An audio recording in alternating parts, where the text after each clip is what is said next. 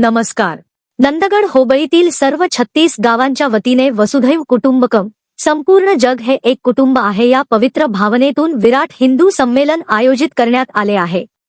हिंदू समाजाच्या एकतेसाठी, संस्कृतीच्या जतनासाठी व भावी पिढी सुखी सुरक्षित करण्याच्या उद्देशाने हे भव्य संमेलन होणार आहे. आजच्या काळात जात, भाषा व पंथ यांचे भेद विसरून हिंदू समाजाने एकत्र येणे गरजेचे असल्याचा संदेश या संमेलनातून दिला जाणार आहे. आयोजकांनी सर्व हिंदू बांधवांना हजारोंच्या संख्येने सहभागी होण्याचे आवाहन केले आहे. कार्यक्रम तपशील दिनांक रविवार 22 फेब्रुवारी 2026 रोजी दुपारी 3 वाजता छत्रपती शिवाजी महाराज चौक येथून भव्य शोभायात्रा प्रारंभ होणार आहे. सर्वांनी पारंपरिक वेशभूषेत सहभागी व्हावे असे आवाहन करण्यात आले आहे. सायंकाळी 5 वाजता NRE सोसायटी मैदानवर दिव्य सानिध्य परमपूज्य श्री चन्नवीर देवरू विरक्त मठ, नंदगड, परमपूज्य श्री चन्नबसव देवरू रुद्रस्वामी मठ, बेळकी, हरिगुरु महाराज श्री रुद्रकेसरी मठ, बेळगावी प्रमुख वक्ते परमपूज्य श्री उमाजी गोसावी, बेळगाव जिल्हा बौद्धिक प्रमुख, परमपूज्य श्री अनिल महाराज देवलेकर हिंदुत्ववादी कीर्तनकार व व्याख्याते, सांगली. या कार्यक्रमाचे अध्यक्ष ग्रामदेवता श्री महालक्ष्मी यात्रा उत्सव माजी अध्यक्ष श्री PK पाटील. कार्यक्रमानंतर सर्वांसाठी महाप्रसादाचे आयोजन करण्यात आले आहे. नंदगड होबळीतील सर्व 36 गावांतील हिंदू बांधवांनी एकजुटीने, उत्साहाने व मोठ्या संख्येने उपस्थित राहून या विराट हिंदू संमेलनाला ऐतिहासिक यश मिळवून द्यावे असे आयोजकांनी नम्र आवाहन केले आहे. प्रमुख वक्ते परमपूज्य श्री अनिल महाराज देवलेकर हिंदुत्ववादी कीर्तनकार व व्याख्याते, सांगली यांच्याकडून हिंदुत्वबद्दल उत्कृष्ट भाषण व कीर्तन. माझे एक मान्य करा, आपण आताच निघावं. कवी काय झालं, तुम्ही काहीतरी माझ्यापासून लपवता एवढं निश्चित.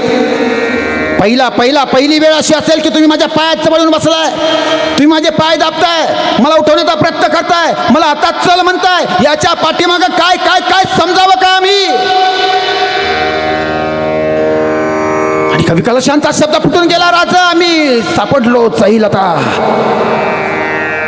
काय हे कवी संभाजीराजा म्हणतात याला. अरे 1000 सुलतानांच्या सोबत मधोमध सापडलं ना. हे आपला महाराष्ट्र आहे, हे मराठा आहे, एक हिंदू राज्य आहे. मी एका बाजून आदिलशाह, निजामशाह, कुतुबशाह, बरकशाह, डच, फ्रेंच, पोर्तुगीज, इंग्रज, सिद्धी, अफसी, अरे सगळ्यांनी घेरले आम्हाला. तरी पण कोणाच्या बापात हिंमत नाही. या संभाजीराजाला पकडायची कोण पकडणार आम्हाला? राजघात झालाय, आलेत पकडायला आपल्याला. पण कसं शक्य आहे? राजा आपण पकडला गेलाय, चारी बाजून आपल्याला घेरा टाकलाय राजा. तोपर्यंत संभाजीराजाला काहीच वाटलं नाही महाराज. आणि कवी कलशांनी सांगितलं, कवी कलशांना विचारलं, अरे कस काय पकडला गेला, कोण हेर होता, कोण सापडला का नाही तो बदमाश, काय नाव त्याचं? राज नका ऐकू तुम्ही तुमच्या कानानं. कवी कलश सांगा मला काय नाव त्याचं? राजा नका ऐकू तुमच्या कानानं. कवी कलश सांगता की नाही? नाव सांगा त्या बदमाशाचं, हरामखोराचं. हे नाव ऐकलं जेवढा त्रास झाला नव्हता ना. हे सांगितलं ना ज्या वेळेला की राजा तुम्ही पकडला गेलाय, तुम्ही मरणार आहे, मरणाच्या दाढेत उभं आहे, त्यावेळेला काहीच वाटलं नाही संभाजीराजाला. पण ज्या वेळेला ज्या कुणी औरंगजेबाला ही बातमी दिली आणि त्याच्यामुळं मी पकडलं गेलोय हे ज्या वेळेला नाव समजलं, त्यावेळेला संभाजीराजाच्या मनाला फार दुःख झालं. नाव सांगा मला, नाव सांगितलं गेलं.